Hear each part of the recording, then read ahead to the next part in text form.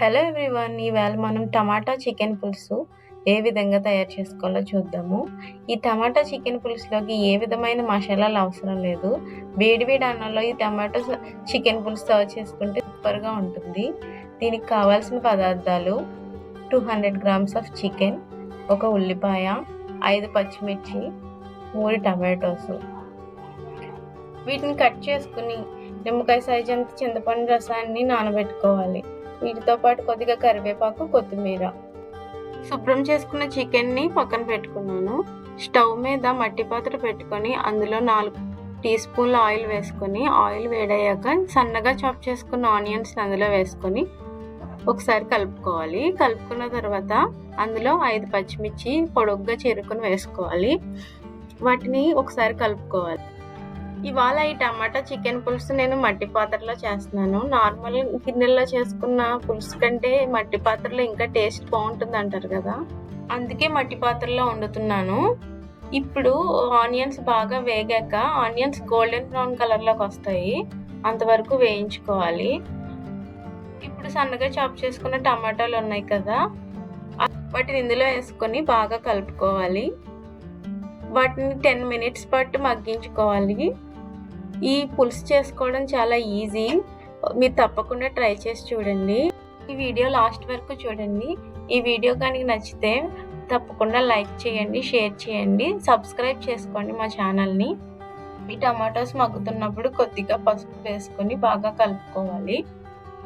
పసుపు వేసుకొని బాగా కలుపుకున్న తర్వాత అందులో కరివేపాకు ఉంది కదా, కరివేపాకు వేసుకొని బాగా మిక్స్ చేసుకోవాలి.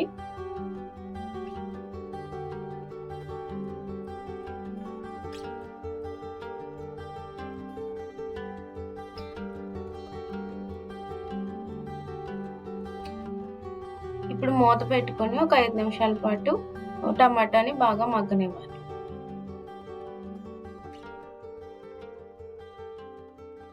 ఇప్పుడు మూత తీసుకుని ఒకసారి కలిపి ఇందులో చికెన్ వేసుకుని మొత్తం అంతా మిక్స్ అయ్యేలాగా ఒకసారి బాగా కలుపుకోవాలి.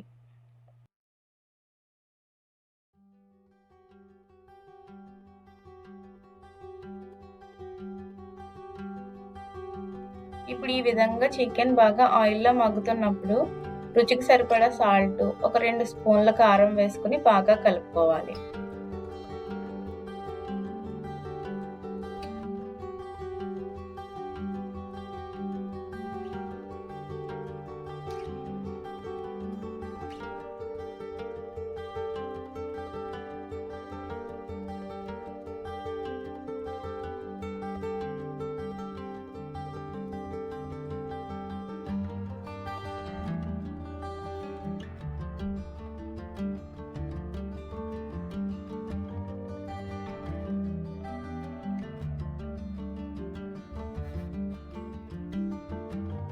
ఇప్పుడు మూత పెట్టుకుని ఈ చికెన్ ఒక 5 మినిట్స్ పాటు మగ్గనివ్వాలి.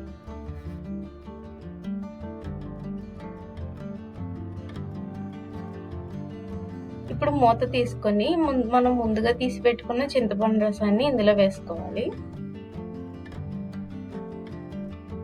చింతపండు రసం వేసుకున్న తర్వాత హై ఫ్లేమ్లో ఈ పులుసుని బాగా మరగనివ్వాలి.